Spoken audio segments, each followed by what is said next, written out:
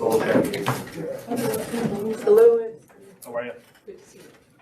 Good morning. Morning. How's everybody today? Good. And, we'll get started here. We have Ed Adams and Ally here also with them.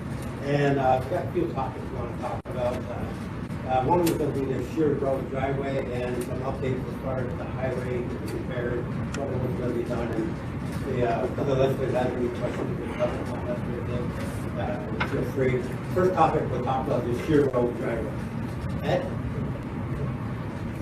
At this point, we've built probably 60 to 70% of the driveway to access the county property on the Shears Road.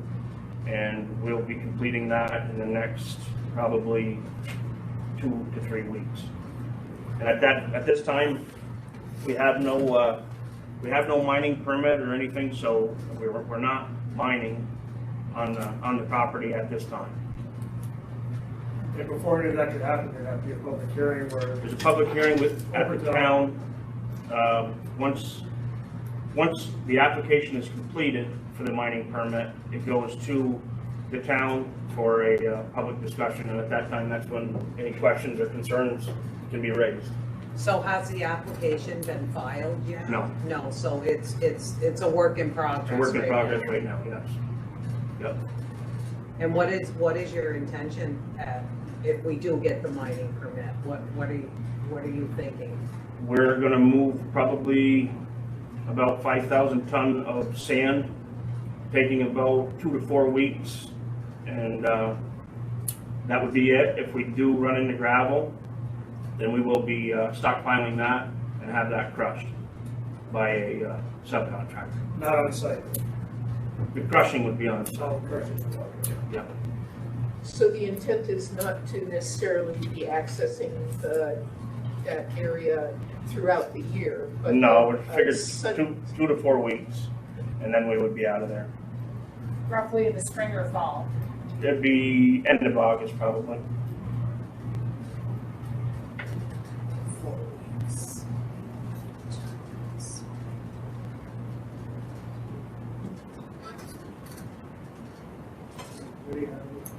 Any other comments from the board or questions, concerns?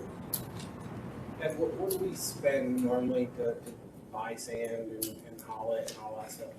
5,000 ton costs us roughly $53,500 at current prices with delivery. That's $25,000 for delivery and $28,500 for material, right?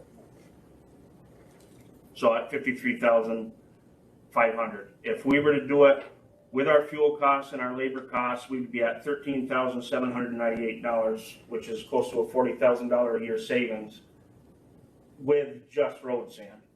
If we get into gravel, then that number goes to 100% savings because a subcontractor would come in and crush on halves with us.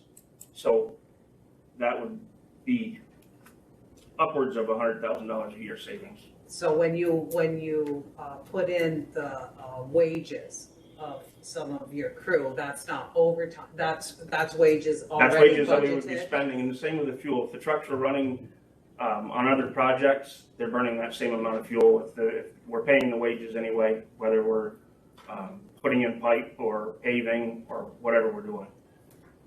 So that is, like I said, about $13,798 is what it would cost us to put up 50,000 or 5,000 ton of material. Will this property be fenced in, Ed, or around this? There'll be a berm around the actual pit itself for sound. They've done a sound study. I haven't got the results back yet.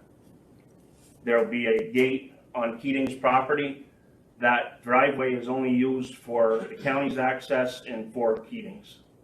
So when you say berm, you're saying now, that study will tell you how high this berm has to be? Is that what? Yeah, the engineers design all that. Okay, so. Yeah.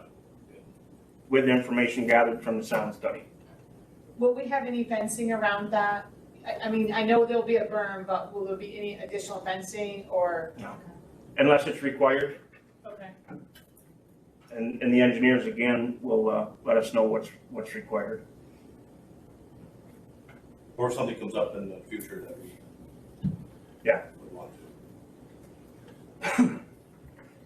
So many other municipalities have had sand pits and gravel pits. A lot of them currently do.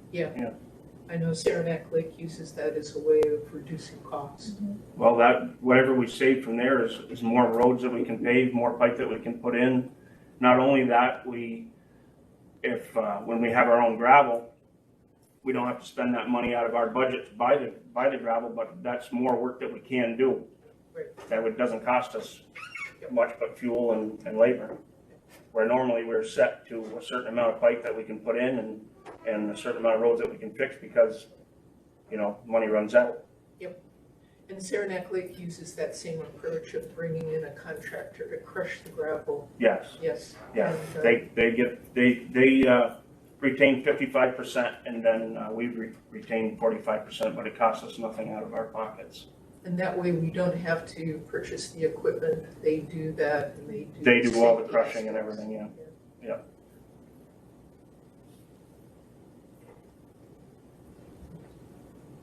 That really moved forward a lot of different projects within the village, including some of the park projects where we needed significant amount of gravel.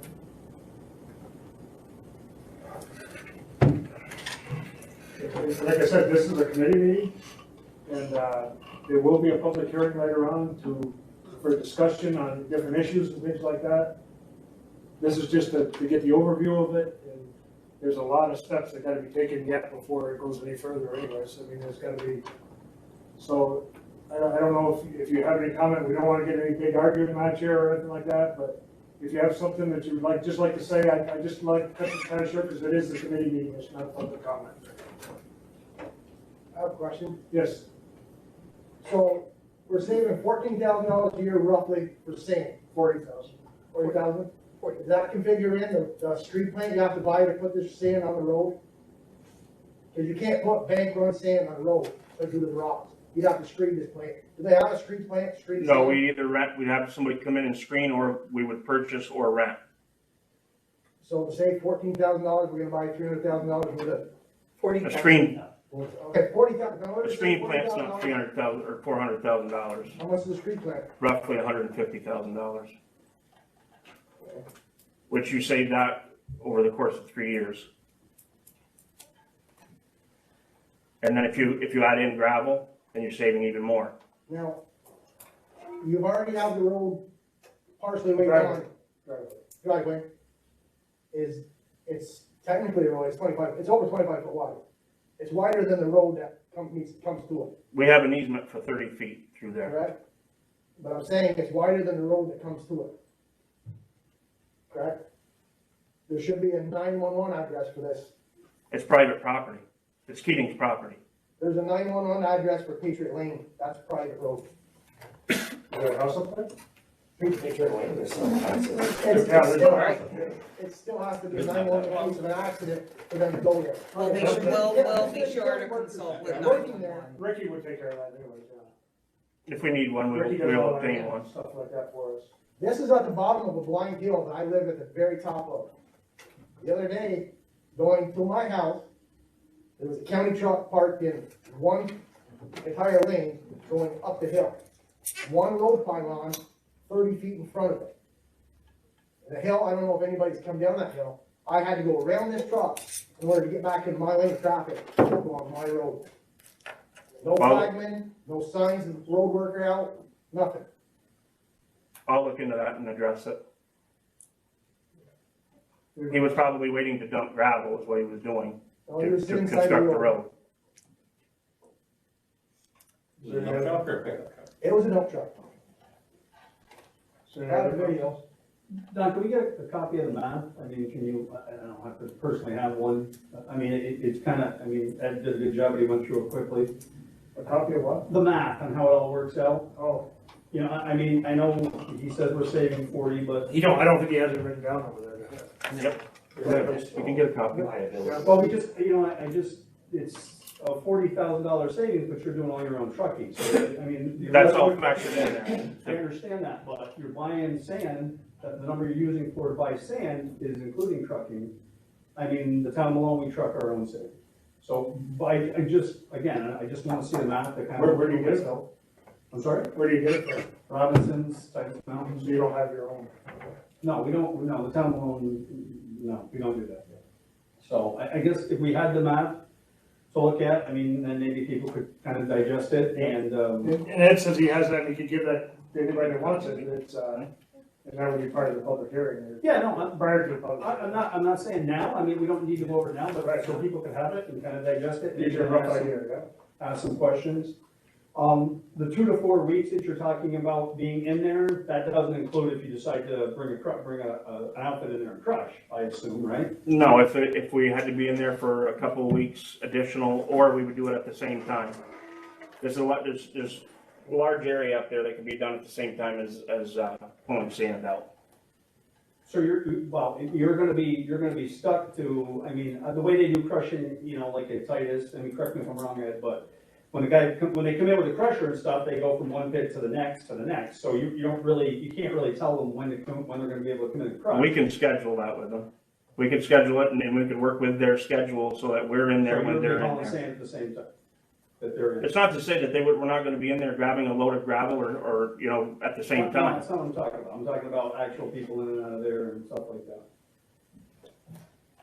And again, I don't know, I'm asking, what do they do with their 50% do they haul that out as they're crushing it, I'm assuming? They pull that material out of there, that's their material. Right, okay. You had a question? Yes, I'm just, when will the public hearing be, and what will the format be? After Have the public hearing? There's certain steps that like I said, we haven't had even the sound study back yet. Once the sound study comes back in and the engineers put everything together, and then we'll have a date for the public. And how will that be posted? How much notice will residents? There'll be have? advertisements in whatever papers the county uses, and Malone Telegram and the Malone. Adirondack Yeah. Daily Press. Usually they give like a week's notice.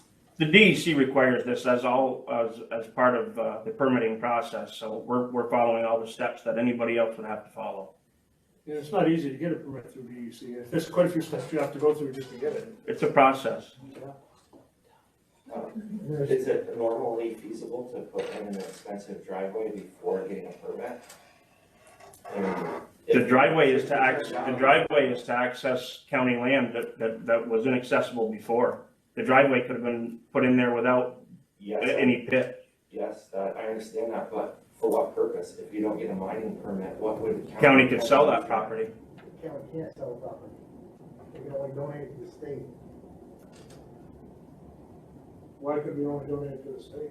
Due to how it was registered when it was purchased, as reforestation. No, they've already talked to them about that also. If the There's no restrictions on that property. For sale, would residents have, I mean, If we put it up for sale, everybody would have an opportunity. we'd all have an opportunity to Anybody. purchase this land. Has it ever been put up for sale in the past? There was a 30-foot right of way, there's a 50-foot right of way at the bottom of the hill that's already bid. Yeah. From the road. But by the time you lay those slopes back, there's not enough room to build a road in there, and it's right on a blind corner. So we obtained the legal easement through Keating's property, and now we have access You to could have it. sold it and got rid of it instead of putting in a road that we don't know, we're gonna get sand in it. I think it's, It would be tough to sell it without access to it. There would only be a few people that have access to it, so it would be kind of a tough sale. I don't know, people in the city are buying land like crazy right now. if they couldn't get to it, they wouldn't buy it. Definitely would. I got land in Westville, that Chinese own it. How many people's properties attach that piece of land? Quite a few. I'm sure somebody that their land attached would be interested in that. And you only went to one landowner that doesn't even live there, and you upgraded their property. The road, if I was to put it in or somebody else, it'd be $100,000, easy. You upgraded their property, but yet my property that's right adjacent to it is gonna be devalued if the sand pit goes. Would you have given us an easement through your property? You didn't ask me. You didn't even But would ask you him. have? But you didn't ask. You literally just gave somebody We're not here to $100,000. argue back and forth. Okay. You get your point across, and we've got that, so. Is there gonna be any, kids play back there all the time, is there gonna be any safety features, like, in the dust? that- Kids play back in that field? Keating's property is My kids posted. go hiking back there all the time. The county land. County reforestation. And then, so, I mean, are they gonna be know that there are kids that are gonna be watching for these kids playing, or, I mean, there's, What, I think that'd be the same anywhere, so I mean, there's a bit of environment that's all over. the I place. think what she's leaning toward is, are you calculated in the liability of having a pet into your budget and the amount that you are forecasting that this is going to cost you? Because you are gonna have some sort of insurance, am I correct?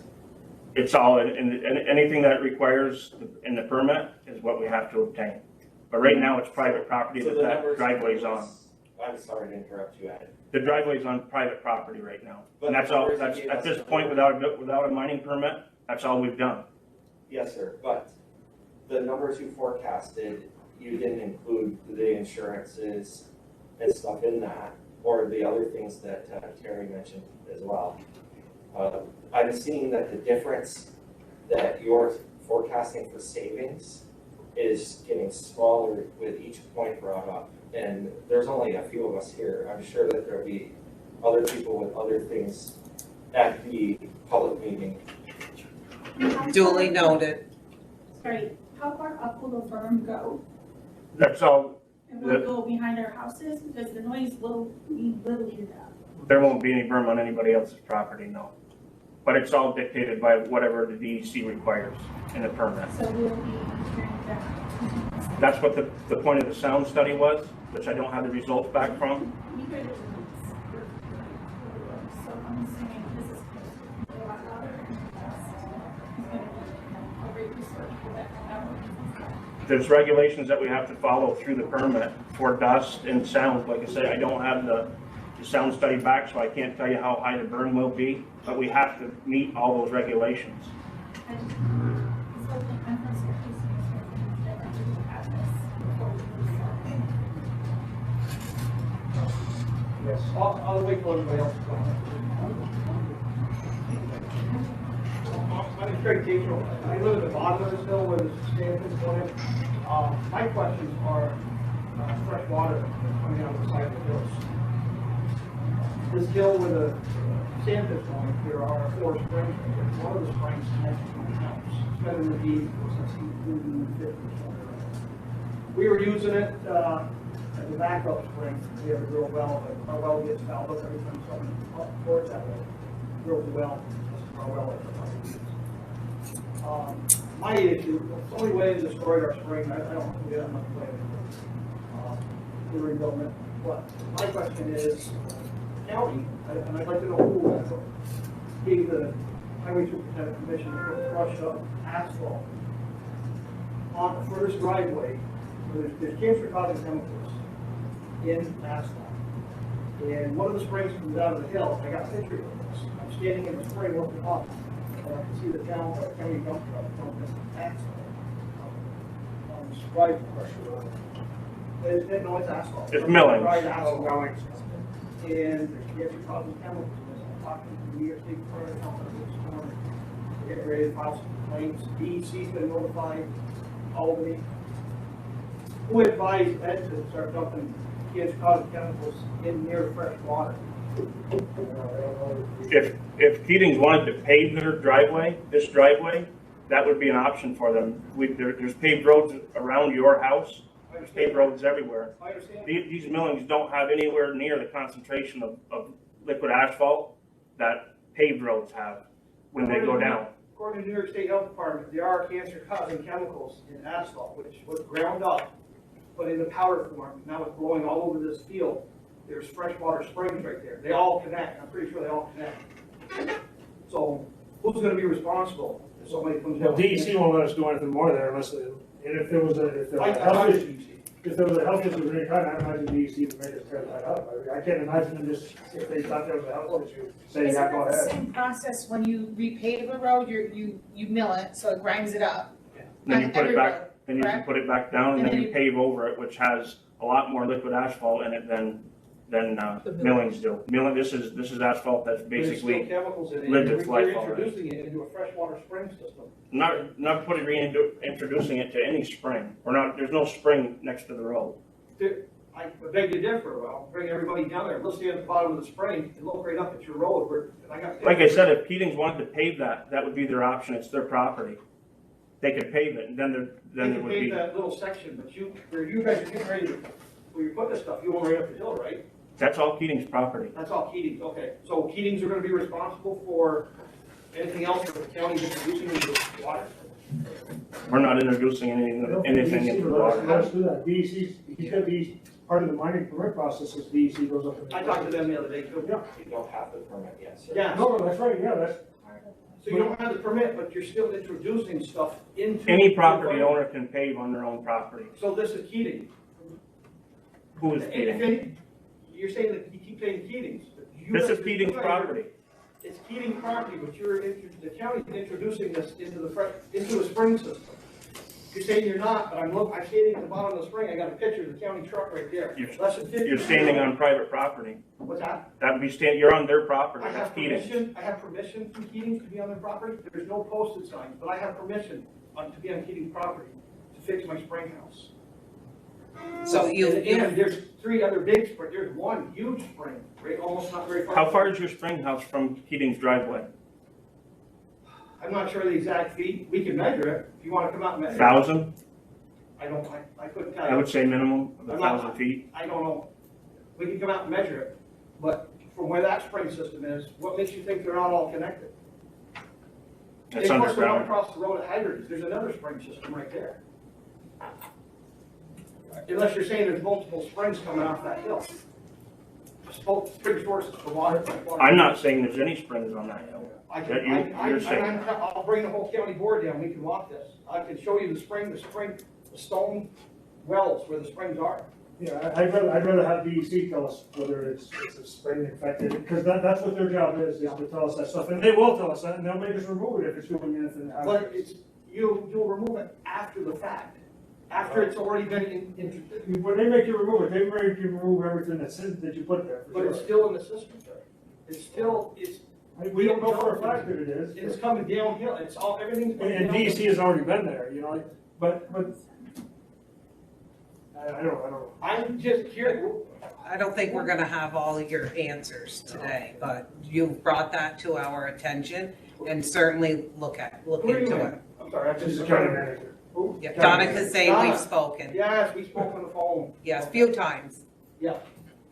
I think this will be an ongoing project, there's gonna be further discussion, there's gonna be a point where the public can, add in and, just their concerns and stuff. For today, I think we've heard quite a bit, and if anybody else has any more, I mean, we gotta, not trying to exclude anybody, but we do have an agenda, we gotta move on. Go ahead. Due to my previous job, I've driven trucks out of the woods on extremely steep hills. And you're gonna drive a loaded dump truck down that hill and stop at the end of it. We don't have a mining permit at this point, so we're not But driving you're anything with down. the- But you have the intent to. We don't have a mining permit at this time. What you're planning on. You're planning on it. You mean You're going gonna down drive- the you're gonna hill drive- at the You're Shears gonna drive Road? 50,000 pounds of missile down that hill to stop about that hill. But I think most. We're not even done constructing the hill, we have more to cut at the top of the hill. So we're taking more of the curse off that road. That driveway is not completed yet. Once you already have the milling done, That part is completed, yes, you're gonna drive a truck down that steep grade and stop for that road. yes. With the curve coming around. There's gonna be major accident. Can I ask that the county stop everything until they get their mining permit? Because like I said, Franklin County is introducing cancer-causing chemicals. Well, when into a they're fresh introduced, it's water already been system introduced. It's all. We have a binding agreement, a legal agreement, I believe, With Keating. John, with Keating to construct the driveway. So Keating's might be held responsible for any cleanup. We're not saying that. So it's all Franklin County that's dumping this stuff in and around the water. Like I stated before, any private homeowner can pave on their property. We're not paving that. That's millings that's been recycled. It doesn't have anywhere near But the it's still bituminous got- asphalt in it that new asphalt does that goes right by your home. It's still got cancer-causing chemicals in accordance to New York State Health Department. It's the same stuff that's used to pave on every New York State road. What might be, what might not be. Yeah, we're talking about what might be, but the Driveway. process is still going. Every There's still driveway stuff being dumped there. that is It's still paved being is- contaminated. No, he said they're all done doing that. but there's still stuff there. I don't know how many dump truck loads are there, but I was watching them one day. Are you done working up there right now and until the next step with DEC's No, permit? Will Franklin County request that the DEC come down, the water people out of Warrensburg, come down and inspect this whole air, the system of springs? Do a water test, That's where the what water the GC says we have to. you know, whatever obligation a private homeowner has for paving their own driveway, then that's what this falls under. This is just a driveway at this point. Without a mining permit, this is just a driveway. So you're saying Keatings have to initiate this? Meetings don't have to do with anything. It's their driveway, any more than you would have to if it was your driveway. So the work you're doing, you're saying this is all Keatings? We have an Keating's easement, driveway, we have an easement to access county-owned property at this point. And that's what we're doing, is building a driveway in there for that purpose. You're dumping chemicals. Not dumping any more chemicals than anybody that pays their driveway, sir. Okay, I think You don't have a survey where you think the county property is. You got lines up, you got flags up on my property. I think we have an official surveyor going here, but it's, The property's been surveyed, the pins that you're speaking of, they're right next to the road, you can see them. Yep. And then you walk the line, you have your flags on my property. As part of the mining permit, if a permit or if a survey is needed, then it will be surveyed. But right now, there's existing pins in there, In order and for, that's what we're going by. in order to put the road in where it is, it's adjacent to my property, so you don't go on my property. No, it's not You adjacent, it's not adjacent to your property, sir. It's adjacent to county property. Keatings, and then county property, and then your property. The road's not anywhere near your I'm property saying line. Somebody put flags on my property. There hasn't been a survey done yet. You're saying it hasn't been surveyed? There's an existing survey. Somebody went down and identified where So, the. but we had Brad Marsh walk that and he flagged it, Oh, we correct? did not have Brad Marsh. I thought you guys said Brad Marsh, Brad Marsh did not survey that property. I thought He Brad just Marsh identified did, the pins. identified, Oh, he didn't, I thought he did. No, well, I was told Brad Marsh walked the property. no.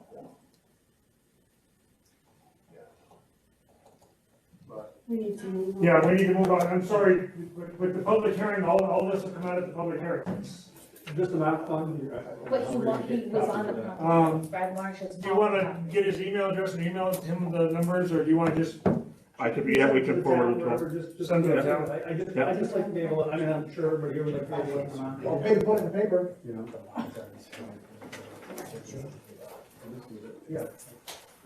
Okay, Thank you.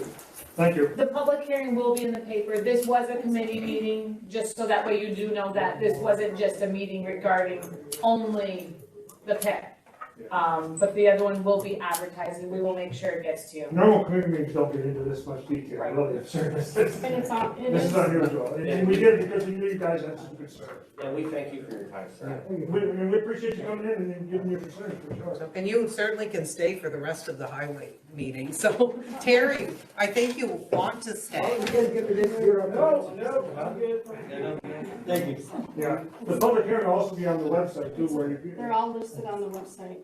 Can the public hearing be, scheduled so that it's not at this time where other people that are working right now can come to the hearing? We have our meetings at this time, you know. Can it be switched over to like a Yeah, school prior. The public meeting will be with the town of Malone. So the public meeting is with the town of Malone. So, It would be at night, Craig. I just want to give everybody a chance to look at the map and go from there and. yeah, Terry, just so you know, the public meeting is with the town of Malone, not the county, so ituld be at night, Yeah. Wednesday night. It will be a timing, that's right too, yeah, because it's within the town. Thank you. everybody. Thank you. Because of time and stuff, we gotta move on.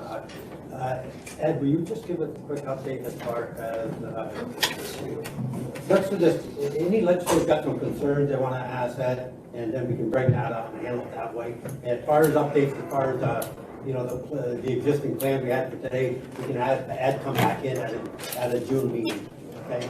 But if you got some concerns, let's just do that. If you got some concerns and questions, we'll do that so we can move. Hash this out long enough? Yeah, so Paul asked me, I have asked Ed, I sent him an email, at the town of Franklin meeting, they were asking about County Route 60. There were 3 new culverts that sunk a little, and I think you were planning on paving those. Just shimming over them. Last year we paved 2.5 miles on 60 and shimmed over 1,000 ton on 60. And 55, we spent 2 months with the with construction out there, basically rerouting ditches and shimming on that road. So there's a pretty good permitting process to replace the equalizer pipes that are in there, swamp on both sides. That was started by Brad, but at this point we don't have those permits, so I can't just go in and pull those pipes. I understand.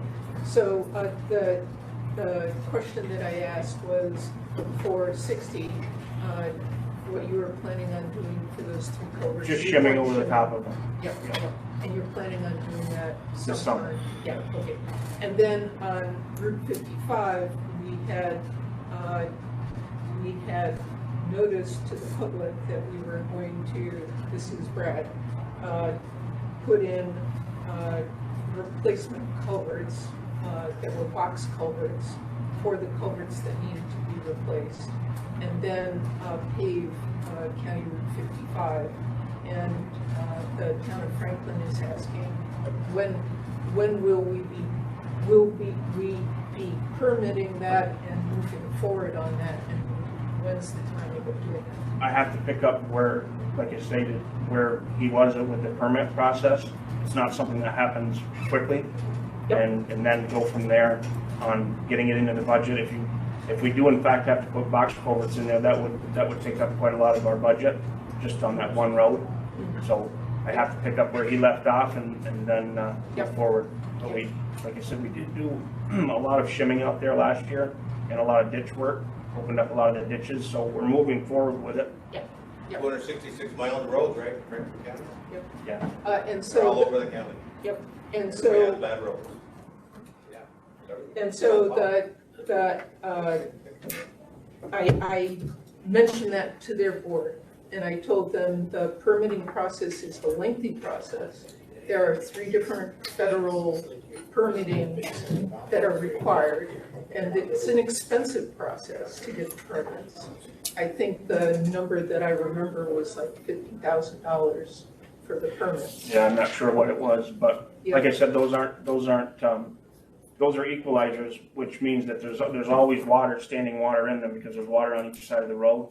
And so just to put in a pipe, you can put a couple of crossings in a day, regular pipe, but those you have to build cofferdams and bypass pumps, so that those don't happen quickly, and they cost quite a lot more. So like I say, we have to start where Brad left off and then move forward on those. Okay. So when you know the timing, please tell me. I will. Paul, you got anything you'd like, any concerns? Mr. Maroon, you got any concerns? I gotta have county roads to have concern. Okay. Yeah. I got about 16. You gotta link it up. I think about I got about maybe 16 in my area. they spent a couple months up there last year, and just spend a couple weeks in my area, please, this year. Ed? Mine too. You got it? Ed, these guys are funny, aren't they? Yeah. Yeah. Great. Good work. I talked to Mr. Marshall from Brandon, Ed, and he was really thankful for all the work you're doing up there. Yeah. And he spoke highly of it. Andrea? I got 2 of them talking in Don't both my get over ears. Well, they're both balls anyway. Not me. No, not right now. Good, jeez. Okay. Greg? No. Keep up the good work, Mr. And by the way, thank you for the work. You got You're doing great work. Yes, thank you, Ed, for filling those holes. I got a call from the guy that said that he doesn't have to go the other lane in the road now to go around those holes up the road on County Road 2, so. Yeah. We've He done that called for to a thank while. me, so I wanted to let you know that he thanked you. So, but Ed has some So, yeah. other things he needs to I bring just want to make sure forward. we get to that. Yes. And then the other one. Creating the carpenter position, there was some questions on that. It was brought up at the last meeting. So Andrea had asked at the last meeting, could the carpenter be used for other duties, and anything below the Anything below carpenter the title, title. he can do, he or she can do. Okay. This is to create another position to get us, so did we want to go through each individual road that we were paving? in this? Or do we just? Or do we just wanna cover the equipment? I'm good if you just give me a copy of it. Okay, yeah, just give Donnie a copy and then, Or if Penny there's and Penny will concern, email we'll bring us. you back in June. But you also needed some equipment using CHIPS And money. touch on the mini excavator, the other stuff we Yeah. got in material on. Just touch on the mini excavator that you would like and where you know, How you gonna pay why for it's it? so valuable. All right. Well, what was the total on that? 72, I wanna say. It was in 72, the yeah. last resolution, so I don't have, I think it was. Yeah, we're 72. borrowing a mini from different municipalities, and this would be something that we can utilize. We just did some work down at 911, and it's a piece of equipment that's pretty universal, and You need it. that's coming out of the CHIPS, That's the gonna be CHIPS, 15% that was held back last year. This would be coming out of that CHIPS money. Even last year, the building maintenance department did some work outside here and you had to borrow. Well, we borrowed one to come up and do that work. We borrowed it from the town of Malone. I mean, I'm okay with it. What was it that you borrowed? I didn't hear. Mini excavator. Oh, okay. 72,000. 72. John Deere, 60G. 60? Yes, it's actually worked out, it'll come right out of the dealer up here in Malone. Harvey? Yeah. What's his name, John Miles? Are you gonna get all the parts that you need to go with it? Cause it comes with multiple, like the hand, the gripper and. Well, we're trying, that's everything pretty well loaded, but we do want to purchase a hoe pack. We're looking at maybe selling the old grader that the town of Santa Clara uses every year. And basically, we maintain that piece of equipment, truck it up, truck it back, and we don't use it. Sell it, So- we just sold our grader. If we can The roads are paid. sell that, then we'll pay for this other piece of, Oh, yeah. this attachment that goes on this. Talk to Joel, he does the selling. Yeah,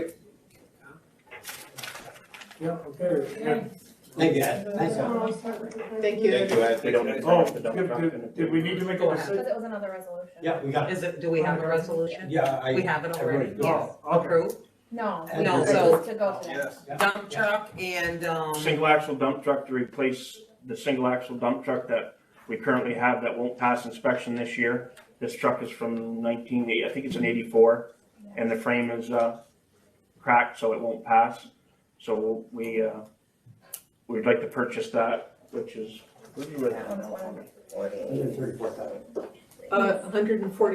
148,526. Yes. And then we spoke last year about the paver. The paver is dated, the automation is obsolete, which means we can't buy automation for it. And we would have to start over, which would cost, the current paver is worth about $20,000 according to the dealer. At any given time, we have that much in materials out in front of us in the road, if it goes down. We waste probably $78,000 to $100,000 a year on asphalt because the automation doesn't work, so you're not getting the yield that you should be out of it. And we would keep the old paver as a backup, but we'd like to buy a new paver, being that we are getting the 15% from last year, full chips this year, and a bump in our chips of, what's with the bump, 700? 30, yeah. About $700,000 extra on top of our chips this year. So this would be the year to purchase the new paver. it'll pay for itself. Yeah. In the savings of what you put down. Yeah. Some years you spend a lot of money in repairing that machine. Yeah. Every year, the last 2 years, we put $20,000 into it to keep it going, and it's, now the dealer says it's only worth about $20,000. But if you understand what I mean about the material out in front of you, if it's at $60 a ton and 20 ton in a truck, there's $1,200 right there in one truck, and we have anywhere from 10 to 20 trucks on the road. If that paver goes down, that material goes in a pile somewhere. And that paver has reached its Oh, yeah. end of its life. That paver doesn't know anybody. Only a few years ago, it reached the end of its life, but we've been hobbling along. Yeah. Keep I it think we got alive. that Yeah. originally from, I think, Betty Little through a fire. So you have enough money to pay for it? Yeah, out of chips. And the quality of the mat that this new paver is gonna put down is gonna be better than what we did. If you go up County Route 25, where we paved this year, right near the Hicks Road, the automation started glitching right there, and it's like a washboard. That's what happened right there. So they had to shut it off and run that automation manually, which then your yield, which is what you're getting, what you're figuring to get out of a mile, is all way off. When would you get it, Ed? I could get it, we could have it by August, which would be towards the middle of our We paving really need to season. give them our approval so we can make sure it's good, because they don't just make. But we already lost the one that we could have next week, but this one supposedly we could get by August. The truck is one of the only ones available, the single axle, because of the computer chips and the COVID excuse and everything, but So could he walk over to Joel and have the discussion on it while he's right here before the meeting? Yeah, we got thumbs up from her. So go. You've been doing. I need to move. I'm a little. There she is. How are you? Oh, Francis. Hi, Fran. Do you want me over there, right here? Okay, Mrs. Berry's here, to discuss a few things, and we'll let her go. I was asked to come up to discuss the amnesty, a possible amnesty program and foreclosure. Is there any of that supposed to be an executive session, or? The part discussing the in rem proceedings, if we're gonna discuss that, that's pending litigation. So if we're gonna discuss the in rem, it probably should go into executive session. We wanted to discuss where we stood in the process. Okay, so we probably need a motion and a second to go into executive session. All in favor? Aye. Those opposed? Okay. We're gonna have to ask you to brief, because we're gonna be in executive session. Won't be long now. Adventurous either up there, not taking care of, Do you want me to?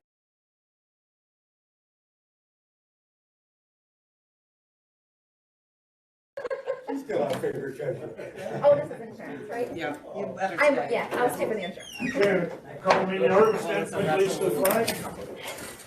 Pledge allegiance to the flag of the United States of America and to the republic for which it stands, one nation, under God, indivisible, with liberty and justice for all.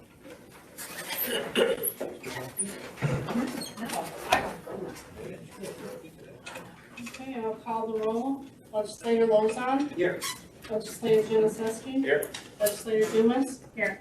Legislator Watley. Here. Legislator Dubuque. Here. Legislator Murrow. Here. Legislator Ellis. Here. So I have prepared the minutes from the May 6, 2021 meeting. I get a motion and a second to accept the minutes. Ed and Paul, any discussion? All in favor, say aye. Aye. Those opposed, nay. Motion carried. Okay, for correspondence, I received a financial report from Capital District Regional Off-Track Vet Corporation for audited financial statements and supplemental and other information for the years ending December 31st of 2019 and 2020. I received financial reports from Capital District Regional Off-Track Vet Corporation for November 2020, January, and February of 2021. And I received a letter from Sabrina Energy Group giving notice of intent to construct solar project located on Bear Hill Road in Malone, New York. Can I get a motion and a second to accept the correspondence? Paul? Lindy, any discussion? All in favor, say aye. Aye. Those opposed, nay. Motion carried. Okay, then I'll go to resolutions. Resolution number 109 is offered by the Administrative Committee. It's related to employee recognition for the month of May 2021. So get a motion and a second. Paul? Greg, any discussion? All in favor, say aye. Aye. Those opposed, nay. Motion carried. Resolution number 110, offered by Human Resource Committee, relating to authorization to accept and appropriate funds from Consolidated Appropriation Act, Office for the Aging. Motion and second. Andrea, Lindy, any discussion? All in favor, say aye. Aye. Those opposed, nay. Motion carried.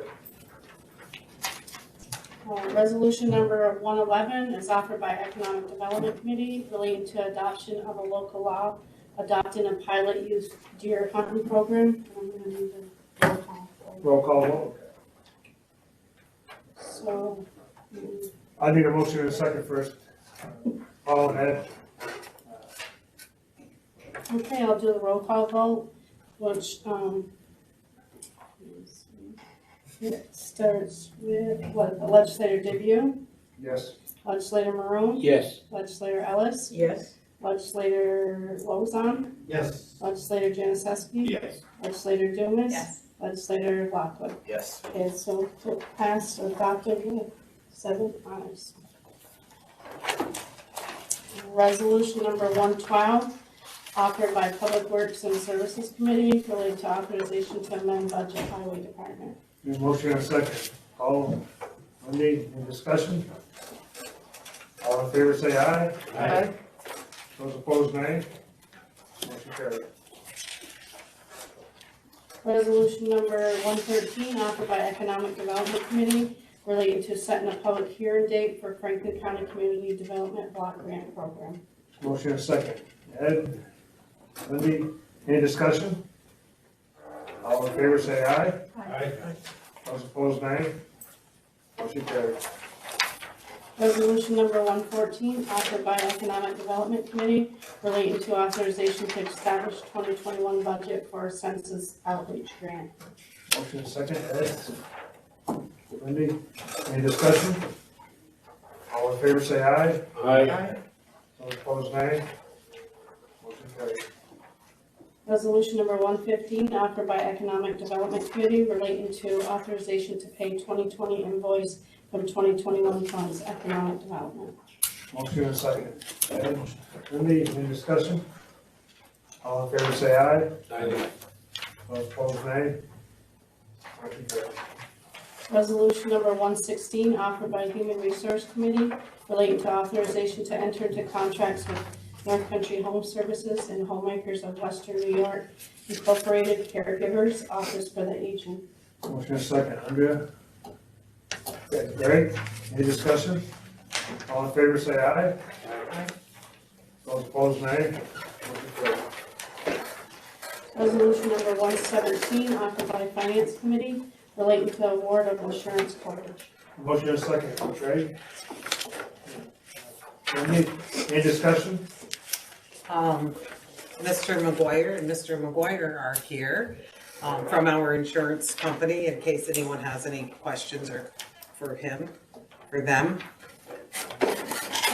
There is an increase and that's due to towers for 911 being added on, and we did have a lawsuit settlement that was $1 million or 1.163 million. 1.163, and so that did increase our cost a little bit for the most part. These towers you're talking about, whatever. No, what, during their meetings, they were, Nobody got hurt.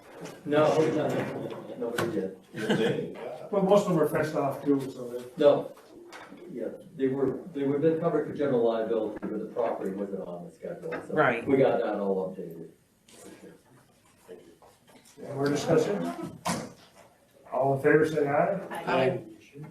Those opposed, nay. Motion carried. Resolution number 118, offered by Administrative Committee relating to authorization to transfer funds from contingency to pay 2020 invoice Board of Elections. Motion and a second. Paul, Wendy, any discussion? I think that when we talked the other day, that they were gonna be getting some funds that they were gonna give us towards this also. yeah, I don't know if it was this, they're getting some funds from somewhere, but. well, they've spent some money that's eligible for reimbursements back, and so when we get the revenue back, it won't cover it, but there, you'll see that and it'll offset the We'll see it cost. here first anyways. Fritz will look for it, I don't know what you're looking for at this point, but maybe they can tell you. And from the source of the funding. All in favor say aye. Aye. Those opposed, nay. Motion carried.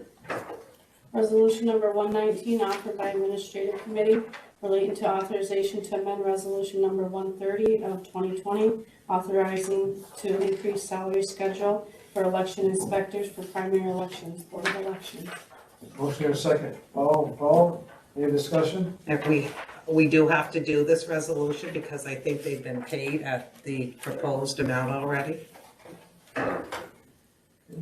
All in favor say aye. Aye. Those opposed, nay. Motion carried. Resolution number 120, offered by Public Works and Services Committee relating to authorization to piggyback onto Onondaga County's contract to purchase dump truck highway equipment. You gonna motion a second, Paul and Greg, any discussion? I think we did talk quickly ahead about this, yeah? Yeah. All in favor, say aye. Aye. Those opposed, nay. Motion carried. The next resolution did not make the time requirement, so it needs to be offered without objection. Resolution number 121 is offered from the floor, offered by the Finance Committee relating to authorization to extend the contract with Pharmacy Benefits Manager. Need a motion a second, Greg? Paul, any discussion? All in favor, say aye. Aye. Those opposed, nay. Motion carried. The next resolution will be offered from the floor too, so it needs to go without objection. It's resolution number 122, offered by Public Works and Services Committee relating to authorization to create and fill a carpenter position, Highway Department. Motion a second, Paul and Greg, any discussion? All in favor, say aye. Aye. Those opposed, nay. Motion carried. And that's all I have for resolutions. I do have some requested bills. I have them, but I haven't received them from your office yet, Don. I cleared my folder, so Yesterday, maybe they're in my mail for this time. Thank you. maybe they're There in might be in the today. I mail. signed Yeah, everything okay. yesterday. So they might be in the mail. But anyways, it's a correctional officer from the sheriff's department. It's due to a retirement of an employee. And then it's a backfill, and then it'd be a backfill for a per diem CO. Because the per diem will move up to. Yes. Yeah. For the sheriff's department. Okay? Your committee's okay with that? Yes. All very good? And then I have a backfill from the county clerk for a motor vehicle cashier examiner due to one employee being promoted.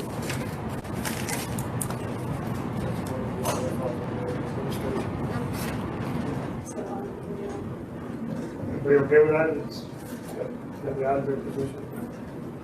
I have a request for a second filling for a per diem bus driver because they did not get this first request did not get filled, so they're just doing the second one. Transportation. Everybody good with that?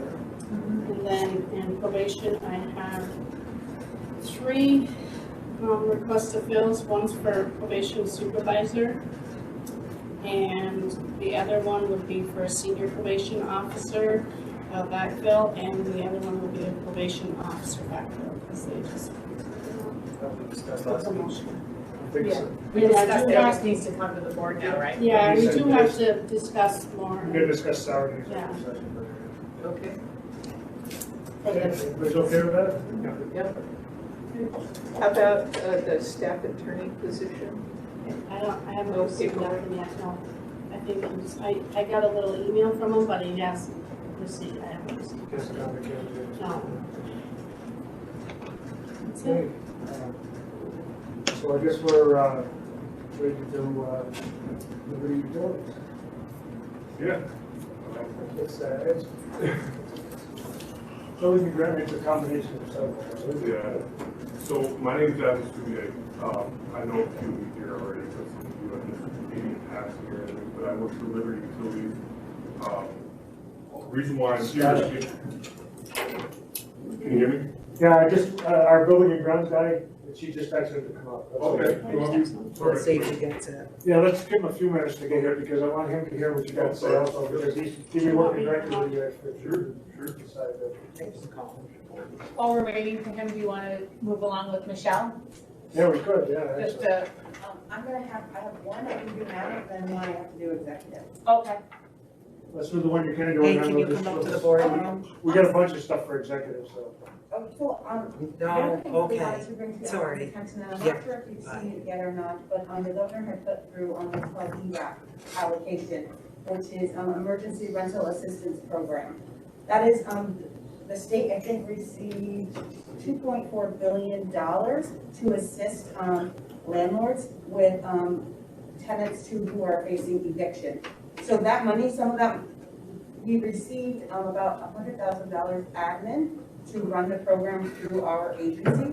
So we are going to, but I brought Janelle here today to kind of talk to you a little bit about what the program is entailing. We've worked well with, we've started to talk to a bunch of landlords to get the word out, because once this portal opens, people, the application process needs to go quickly and access the portal so the funds can come flowing sooner than later.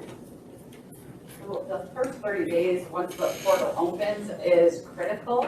At that time, they're going to make sure that they keep within stricter guidelines, starting with the 50% of the area median. And I do have those numbers. For a single household, we're talking like 24,300. They're hitting people who have a veteran in the home, people who live in rental units that aren't big housing units, which is pretty much all of our types of rentals here in Franklin County. So we started ahead of the game and got landlord letters out. I've been in touch with most of the code officers in our area, trying to get as many landlords as we could. We sent out 230 letters last week, and then I did email all the code officers a copy of the letter so it has all my contact information on it. We've already compiled a list of about 25 people that we're going to start outreach, because the first 30 days they target based on the 50%, and then it goes to the 80% once they're through all of the 50%. After 30 days, it is a free-for-all if they're under 80%. The 80% is quite higher. It is at $38,850 for a household of one. So I'd like to get the lower income ones in as quickly as we can, which is a lot of our population. It will cover any rental arrears up to May 13th of 2020, when COVID started. They do have to have been affected in some way based on COVID. I know that not everybody lost jobs.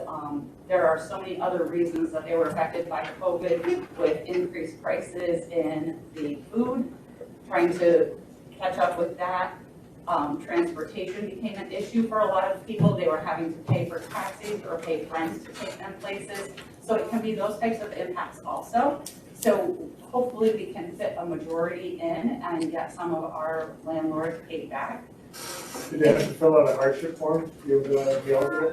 It is all done on a portal. They have to give their income, they have to give just a reason, and it's all attestation. So they don't have to have a backing to it, but every time I talk to a landlord, I have explained, because they were like, oh, well, they didn't lose their job. So I've explained that there's other things out there, and most of them do fall into it. They have to still live there. So we've had a few calls that the tenants have since moved. They have to still be living there. So that is going to be one issue, because I know a lot of people have had to shut down because they weren't getting their rents.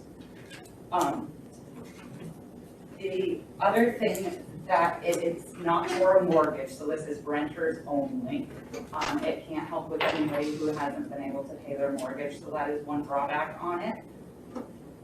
There are conditions on the landlord once they do this process. So they're going to have to say that the ERAC stats, whatever they get through this ERAC program, satisfies their arrears in full. They have to waive any late fees that are due on the arrears. They cannot increase the monthly rental amount above the amount due at the time that the application is submitted for up to a year. So they're going to have to stay, if it's $600 now, then it has to say that for the next year. They can't just increase once they're paid in full. Just want to go directly to the landlord. Yes. So what will happen is, once a tenant applies, the landlord will be notified, and then they have to go into the portal themselves. Okay, so you just said the tenant has to apply for it. Yes, they apply first. It's No. like a joint application. So what's happening is the landlords are calling us, giving us their tenant information so that we can work with them and assist them to get it in. And then the landlord has to go into the portal themselves and do their piece, because it is going to require a W-9, and it is going to require them to say, yes, that your arrears are owed and that they agree to all of these terms.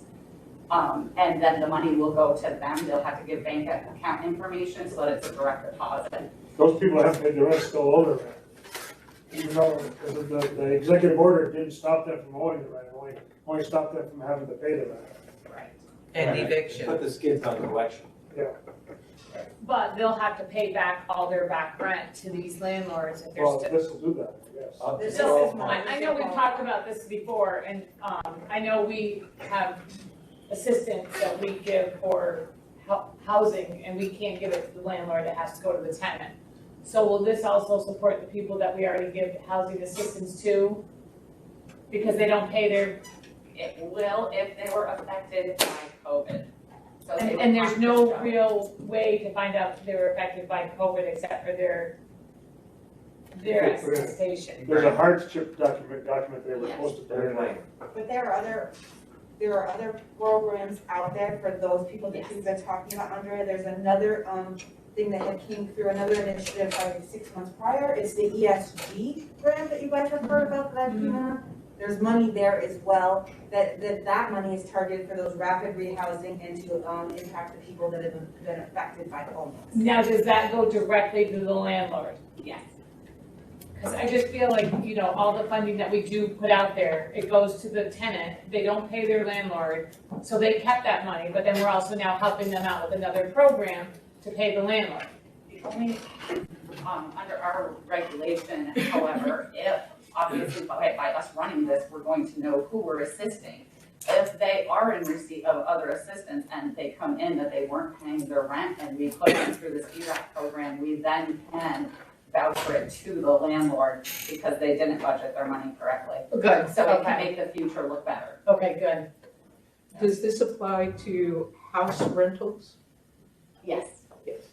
It can also be for, mobile homes that have, they rent the land. Oh, Like if they're in a trailer park. Yes. Utilities as well. It does include utilities.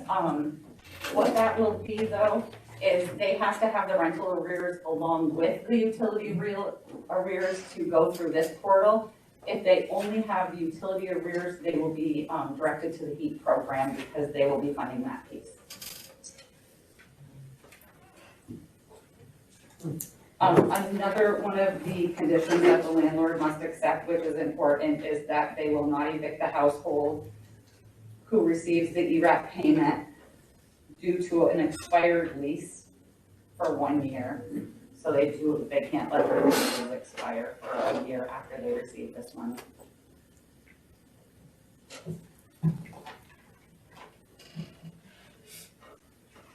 The monies will be held until the landlord comes into the portal and acknowledges the receipt of it and gives their information for up to 180 days. If the landlord does not go in and do that and takes the individual to court, they will have a document from OTDA saying that they're eligible for this and how much money they're eligible for so that they can give it to the courts if they're still trying to evict. Based on the fact that the landlord does have the money there for them.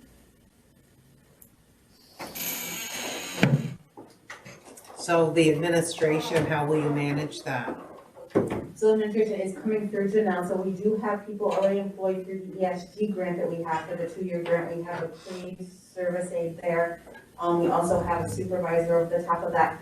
The additional funds, what we are looking at is to, it will be nice because it will save us, the county, some funds as well, because right now, PA is starting, their caseloads are lowering.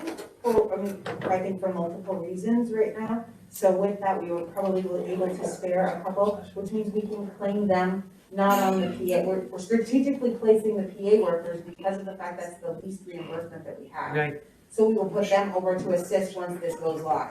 perfect. We like that, huh? Absolutely. I tried it, my hardest to maximize. Yep, thank you. So, and really this, also the information is out on the OTDA, website. We've been in weekly, conference calls with this. The state is getting ready to push out, pamphlets and stuff like that for us. Also, we just put it out on our Facebook page. We're trying to get that out. It's kind of why we wanted to come here to let you know that this program's out there, so, to spread the word on that as well. Because we do hear from the landlord. And on the landlord letters, I did direct them right to me. If that's what you'd like to do, that's okay. Yes, no, you're the best. So they can contact you, or do you want another what number do you want them to call into? The 481-1805. That's her direct line. Yes. Oh, you want to call your direct line? Yours. She is the best. She really is. This has been her baby, that's why I really wanted her here today, the ESG and this, to be able to talk about it. Yeah. She's done a great job with that. Okay, and everything else you have is for executives, okay, Yes. so what we'll do is with Liberty, Alan, you can start again if you want, like, please. You guys want to do What's that? You raised it, Scott, right behind you. Scott's right behind, he's the mayor. So Scott's the rap dude there is. Yes, Yeah. yes. Okay, so I haven't met Scott, nice to meet you. So again, my name's Adam Touye, I work for Liberty Utilities. As you may or may not know, I know that Andrea knows of our plans to do some additional build out this year. We did Route 11 last year, with success. We want to continue that success going into the village of Malone. One of the projects that we're looking at doing is going down Woodward Street to supply gas to bowling alleys, this is advocates. While doing that, we would be going past, not quite past, but along an area that we thought we'd be, when we looked at prior to serve the social service building, we thought it was best to come from Woodward Street along the back, because that's where the current well was fuel oil or propane now. But it's best to come from Woodward to the backside of social service building. It would be a long service, but it would be the best route. So the reason why I'm here today is I guess put myself in position to answer some questions, as well as kind of propose the idea of bringing gas to the social service building now. Obviously, we're a different company, we're Liberty Utilities now.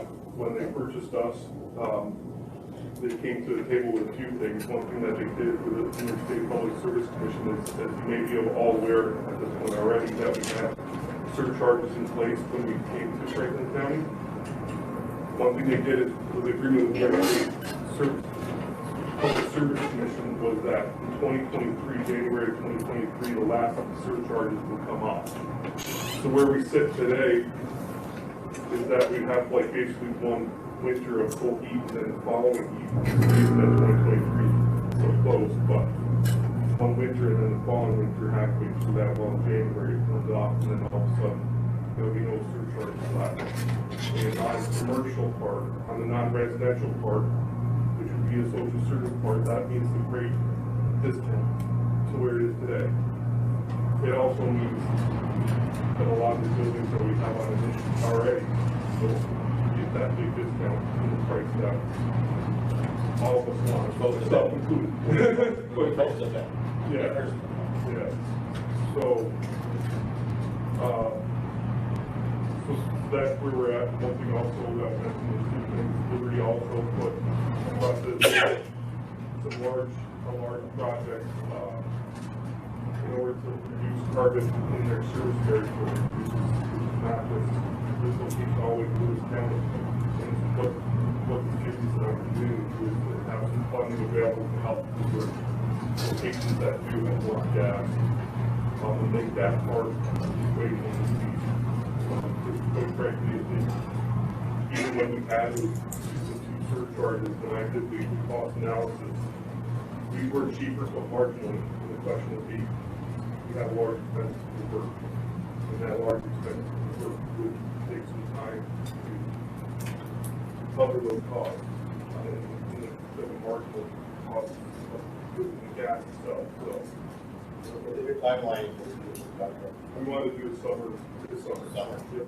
So the issue is we would need a serious conversion, if I'm correct. That was my next question. Our boilers are not compatible. Right, that's my. It would be you would have to change the burners and stuff. What's that, Scott? You have to change the burners, The whole bird. get your burner and everything, convert it over. We did that at the hospital as well. Okay. That's just what there is very old. Yeah, I mean, Yeah, it's just with the hospital. But right now, there's incentives to switch over also, and then everybody is doing, and I don't know how that's compared to the cost of what it's gonna cost us to convert over, I don't know. You probably don't know what off the top of your head either, so I wouldn't know the cost of that. So how do we determine what it would cost? Is that something Liberty would help us with? How do we? I mean, I'm always kind of charged to help push it along, you know, to help, you know, and I would certainly lend a hand to help. But essentially, on my end of things, we're just a supplier of gas, delivery of the gas, and then we hand it off. They go right to the meter on the building, from the meter on the building is the homeowner or the landlord or the person who owns the property. But what are the incentives to help us make that switch? So the incentives are quite large, and that's why I'm here. I mean, the opportunity is a good one, even though the surcharge is still on there. To be clear, because of the amount of usage that's projected at the social services building, we would have up to $15,000 to provide to help with the conversion. Also on as well, that long service would be done for free, all the way to the back side of the building, which normally would be under our normal tariff rules. We would normally provide only 100 feet for free, and then the person requesting it would pay the additional. Within this territory, we're offering these services for free. As long as you hook it up. As long as you turn it on, right. And that's the only thing. I mean, the contracts are pretty straightforward, but it does protect us in the case that they just don't get used, because we do have an investment, and in this case would be a very large investment to put all that long service in, and we just need to have the security in the contract that we have some way of covering that. As long as you put a meter on, well, honestly, you can put a stove on, it's being used and we're done, like, that's all that matters. Is there black iron on the other side of it now, you know, Scott? I don't believe that there's fuel oil. Because from their meter, you have to be black iron through the wall, and then it's whatever's inside it. But It would have to. Oh, it's fuel oil? From their line inside. yeah, I thought it was. Yeah, I thought somebody said propane tank. Years ago, I spoke to Darren, and he gave me the amount of fuel oil that they use, and I put together kind of the equivalencies of cost, just so we got something to talk about. I quite honestly don't know what, at this point, it's all propane though? No, that's fuel oil and. Propane for the generator, she said. Okay, so they're in the generator. So the cost, with the surcharge today would be, I guess, sorry, I have to do some, I brought copies of this as well. This is fuel oil, $1.29 a therm. At the amount that I was given for fuel oil, if we exchange the two for one for another, be about $1.80 a gallon of oil equivalency. And I have the worksheet here in front of me. That's as of right now. Fast forward into 2023 at today's, the way it's sitting today, that would be after that surcharge comes off.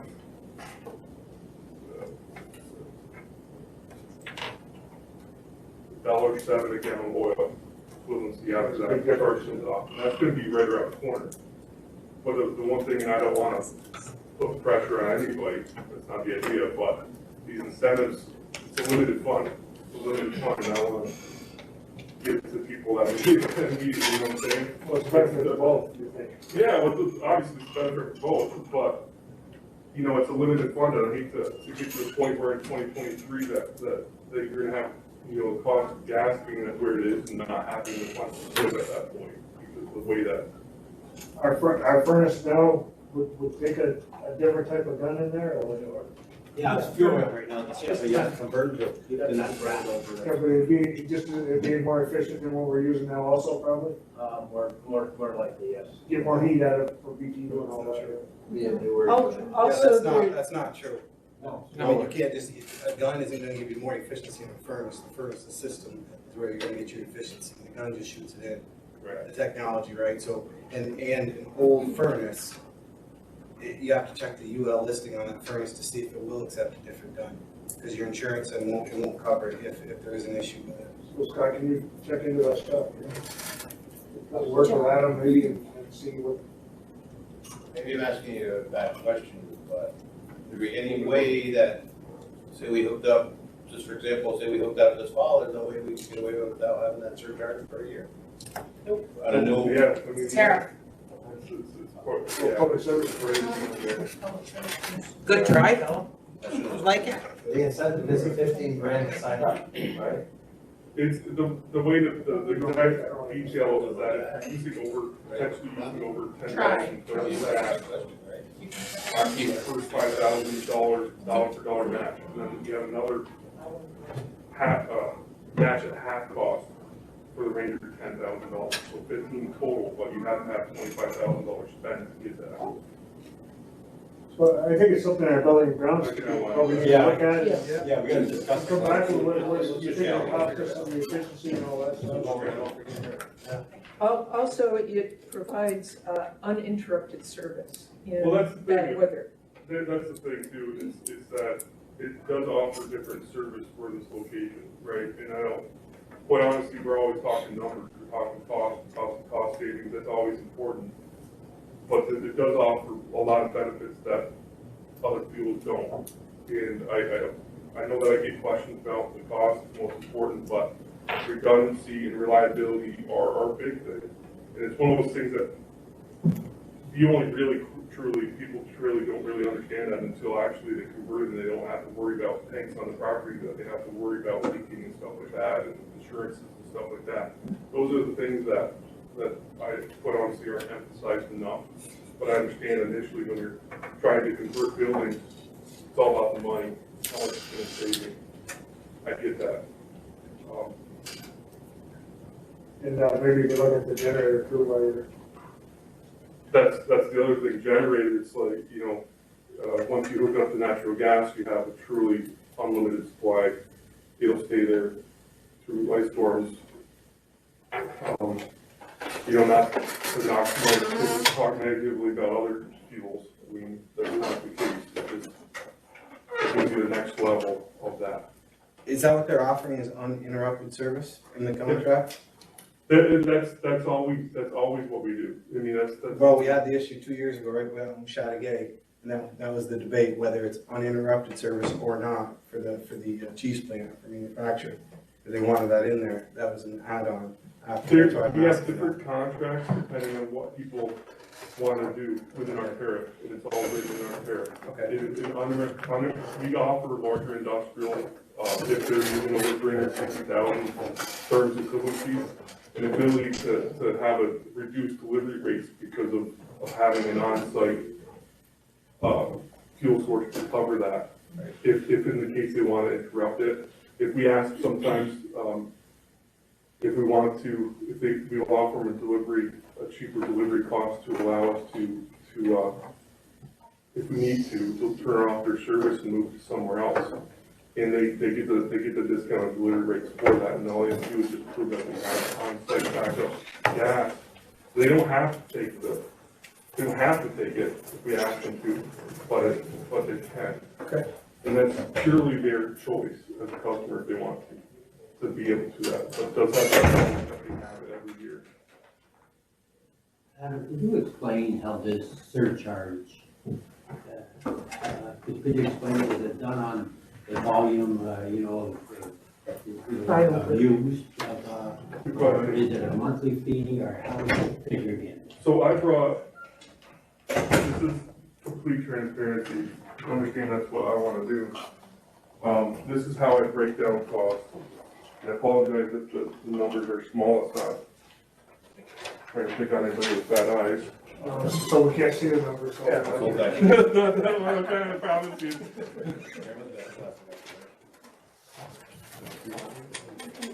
I'll copy. Okay. Right. So, looking at this, I wish I had something to put on the board. Who did you get one, Penny? Lindy and Paul. Oh, did you give the last two ones? I don't think they have. Right there, Donna. No, six. She can have mine. I gave it down mine.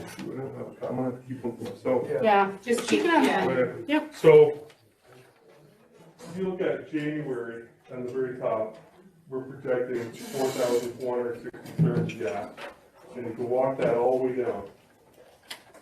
And you can see how our rate structure is also staged, so the more you use, the cheaper it is.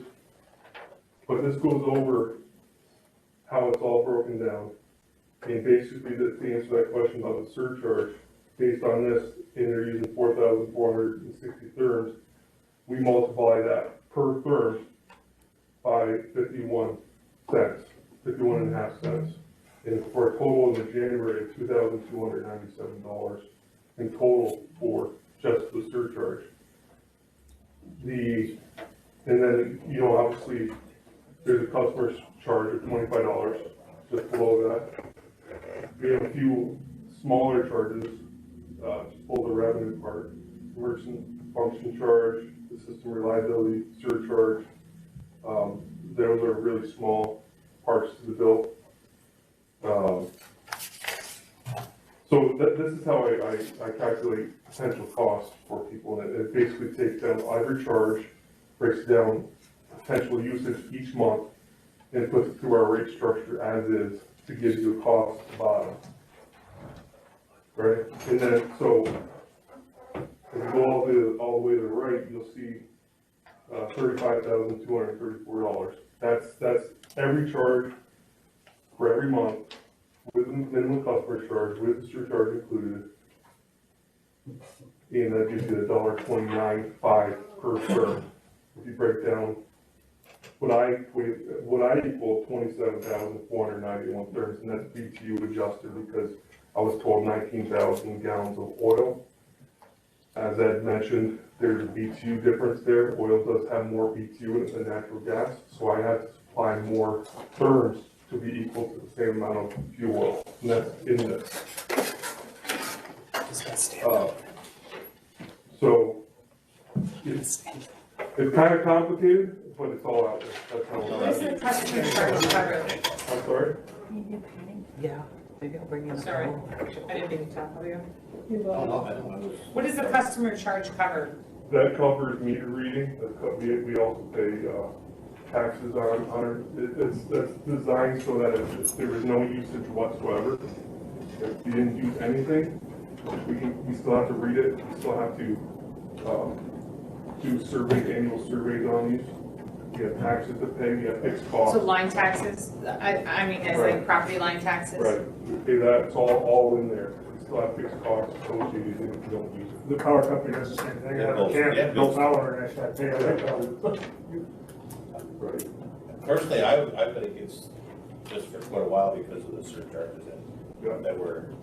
Remember when they took over, I think they paid 10 million or something for the surcharge, they did something for the surcharge, and they took over. What they did with the surcharge is put an end to it. I mean, they said, and then when we first, and of course, this has been years and years in the making. They tried to extend it.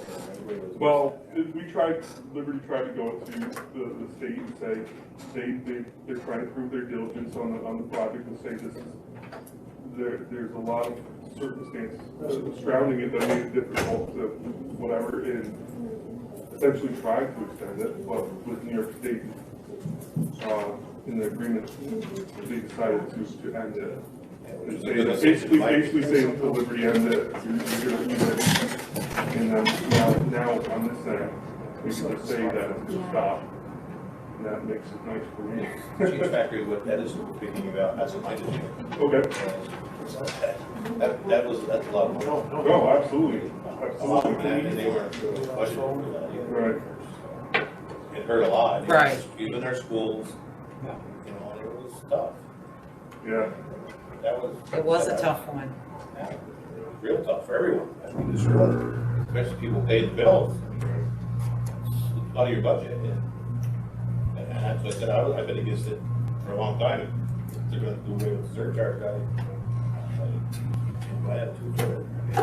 The surcharge, this is before I even looked at the company. I understand. The surcharge was designed initially to allow for our company to come to friendly terms with the economic years ago. I don't know what their story is trying to make that. Trying to cover their mistakes. But Franklin County before my time also gave money for Yeah, this we give a lot of money, we project. give A lot of money, Yeah. yeah. So the surcharges weren't created through the mistakes, they were actually part of the original process. There's one that was 5 years, and that came off in 2019. The guy that was before you were telling us there was a lot of problems. Well, The there- guy that come from Canada, remember? Yeah, Rushton, remember Rushton, they had huge construction problems. That, yeah, we did have our problems there, and I have different respect for some of No, that. I'm not here to. Okay, it's all, I just want to put it all out there. So can I ask you, is the surcharge different than those construction charges? Same thing? Because on the bill, it was showing up as CA something, is Yeah, that so still CIAC. something? Oh, the kayak, yeah. Contribution to native construction, So that's the same thing, surcharges and the kayak? yes. Okay, So they're both gonna be off. they're both, so there were two charges. Initially, There was initially surcharge and kayak charges. Right. And so have the kayak charges gone? Are The they? kayak surcharge is the only one remaining. Actually, the definition was always with the kayak was that there was a certain amount of recovery in dollars. I think it was Right. 14 million, and that was indefinite, it wasn't a time frame. The revenue surcharge was gonna stop 5 years after the date of the first customer. And in which this case, that was the chief plant or not chief, the one in North Lawrence. Right, a seal test or whatever, craft. So that came off in 2019. So now we have the kayak still on there, which is the larger of the two. But that one's the one that's gonna come off in January 2023. We agreed upon with New York State. It's So part of the the. kayak's coming off, yeah. Yeah, and that's the larger of the two. But even with the kayak on there, we're showing a 43% savings. That, so what it's saying is, and again, none of this was based on, this is our cost, and quite honestly, I can't adjust costs at all. So this is what basically from this, look at it as $35,000 is what potential annual spend is. For natural gas. Right, I don't know what your cost is today, I just don't know. And what is the year on our furnace up there? Do we know? Is it old, is it been there since William Mansion Nursing Home? 1965. Yes, but yeah, it's been there before, and I do think that we just, went through something with it last year, in replacement of something.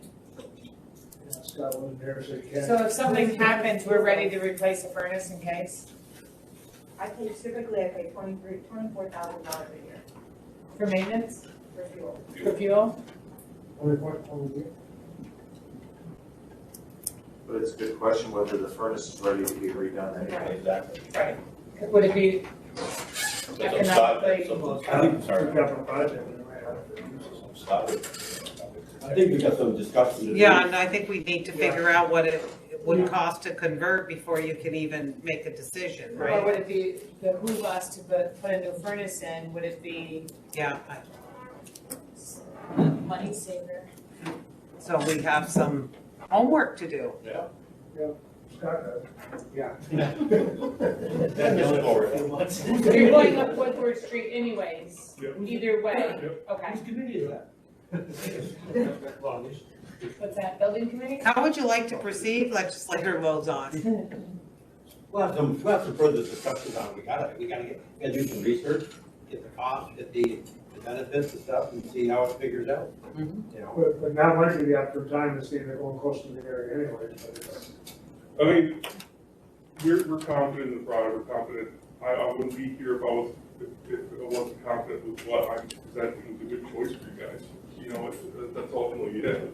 We're sitting on, the surcharge is gonna be done in 2023, and the cost will be substantially lower, and we have the opportunity for free service and some large incentives that will hold it over. So what's the plan to go along the back driveway?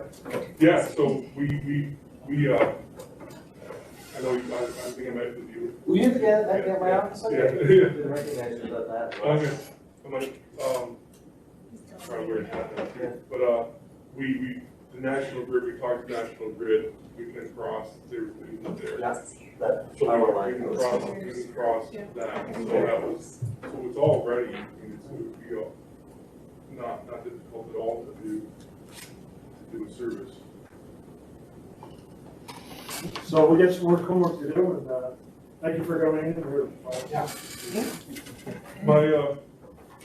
My number, John has my number, if you guys have any questions and stuff, I'm open book, put it all out there. And I'll let you guys make the decision, so. Make sure it's back. Yeah, the card. Yeah, absolutely.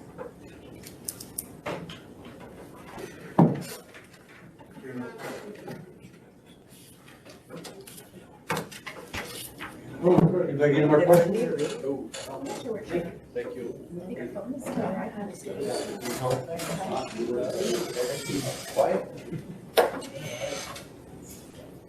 I think we're gonna have to go into executive session. Yeah, Fran, just wanted to let you know we got American Rescue Funds in. Yes. Our American Rescue Funds, we've received our first half. The American Rescue Funds, Okay. we've received our first half. We ran into a problem, I had to apply for them. And when I applied, they sent me back a notice saying I was ineligible to apply. Franklin County was not eligible because our population was under 50,000. So I was in contact with Dave Lucas from NISAC, and he reached out to NACO, and yesterday morning, we received the deposit of $4,858,093.50. That's our first half. So we need to figure out the management of that, and we do have a spreadsheet of things we can apply that we've already spent to draw that down. There's lots of rules and regulations around this. It's very detailed. It's 158 pages of guidelines that we have to go through. The regulations are just very involved. We do have a plan in place. These funds will cover a staff person or staff to manage this. I'm the contact person. I'm the financial contact for the funds. I would like to put that position in my office because I'm required to sign off on all the reporting that has to get done and to monitor all the funds. So I didn't want to do anything until we knew the funds were here. So we now have them. We'll work on getting them budgeted, and I'll be discussing our options with staffing. Does anybody have a problem here doing that? How much can you spend on admin? Did they tell you? There is no definitive guidelines on percentages for anything. We just have to be able to justify the relation of that to COVID. So filling this position, if we were to create a position and fill it, pay for it with this money will carry us through December of 2024. We could utilize it for that position because that position was created solely to monitor these funds, which is COVID related. The guidelines are just very convoluted. We have to be able to justify it because if we report that we've used it that way and then the federal government comes in and says, well, we don't really approve of that, we have to be able to fund that back. I think everything we spend, we need to tie back to a And how much was regulation. the allocation? The total, we will receive it in 2 payments. We received our first one, which was $4,858,093.50. The second payment cannot come sooner than 12 months after the date of the first one, and we received that yesterday. So could you say that again, 4 million? $4,858,093.50. So a payment of that equal amount, we will receive no sooner than 12 months from yesterday. But we have to spend that first. I wonder, do you know? There really wasn't a definitive guideline on that. We have to work, we can go back to 2020, so we have to work to figure out exactly how this money can be applied because my first report will be due in July. Right, so for example, remember when we had the, are we in executive session? No? Well, it's generally anyhow. When we paid health insurance for those folks that were laid off briefly, we're gonna look in the guidelines to see if we can recoup the health insurance. Remember when the governor came out with an executive order that said all non-essential folks need to be sent home, but we still have to pay them? Well, we're gonna try to recoup those. We created that code called STEM, so we're going to try to recoup that money. We have a whole spreadsheet. Every time we think of something, we add it to a spreadsheet of possibilities. So the spreadsheet of possibilities, how much does it currently total up to? Yep, don't have that. Don't have that. So No, will just, this cover like salaries of 911, you know, and, or all the hand sanitizer and masks that we've been giving out? as long as we didn't get reimbursed from FEMA for that. And so in any, I don't believe we can supplant the funds, but if we look at, there were overtime costs related to COVID, then we can recoup those overtime costs. So we're gonna need some, departments to really give us some calculations as well. She said ours is coming directly from the federal government, but the towns and villages under 50,000 people will be getting Right, state. right, From the to state. It goes to the state to come down. It goes to the state to us. Which is how we were initially eligible. And Okay. like I said, because counties were not supposed to fall under that regardless of their population. So NISAC and NACO worked to get us our submission. And maybe if we can get this position through Fran's office, that person can really become, maybe the towns and villages in Franklin County can consult with that person and provide some assistance as far as some guidance if they have questions or something. It would just be a really good resource to have a central point for, have Village of Malone, do you know, is there guidance that we can do this or that? And not that we're going to become the legal advisor on it, but, it would just really be nice to have I that. received calls from the town to my district, Yep. and I'm going, I don't know any more about it than you do. Right. According to the ARP guidelines, until they have not come out with the non-entitled entity guidelines yet. So your money is still being, non-entitled entities are still being held up until the guidance comes out. Then the money will come to the state and then be distributed to the non-entitled entities. So you have been going back and forth with NOCO, right? No, I had gone with Treasury. It was very involved. I actually had to personally put all of my personal financial information into the Treasury to have access to this. So I did that. They had to face scan my driver's license, my social, everything to be able to access these funds. So I went through that process with Treasury. I applied and then a few days later got an error message that said you are not entitled to the funds.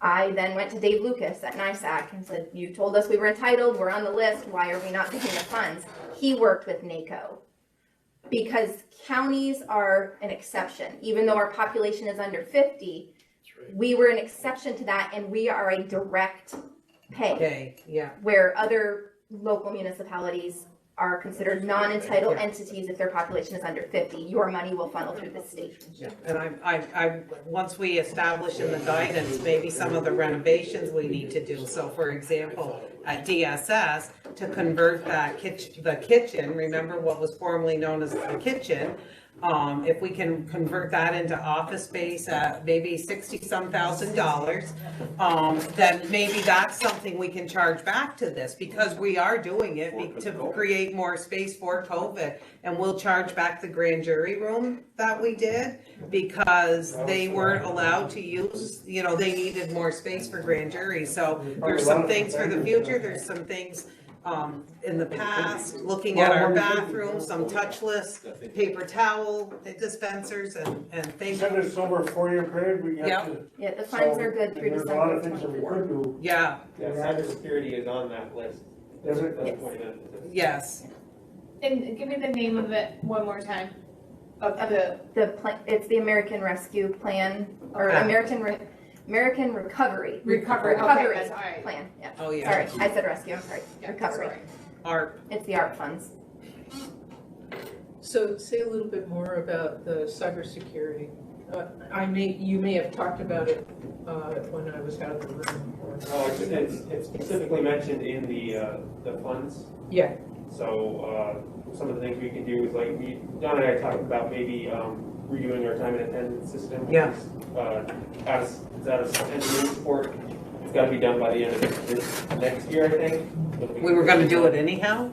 Since there's biometrics, there's, giving people the ability to securely punch from other places, that could fall underneath it. We could do intrusion prevention at 911, we need a system for that could fall into that. Right. Our new mail filtering system, that's due to be upgraded, There's lots of stuff that we can do. Are there upgrades that we can do to keep us protected from hackers and? Yeah, a lot of, some of those things, like the mail filtering system and stuff like that, will help that. And the intrusion prevention at 911 will help with that as well. Good possibilities. Got a lot to think about there.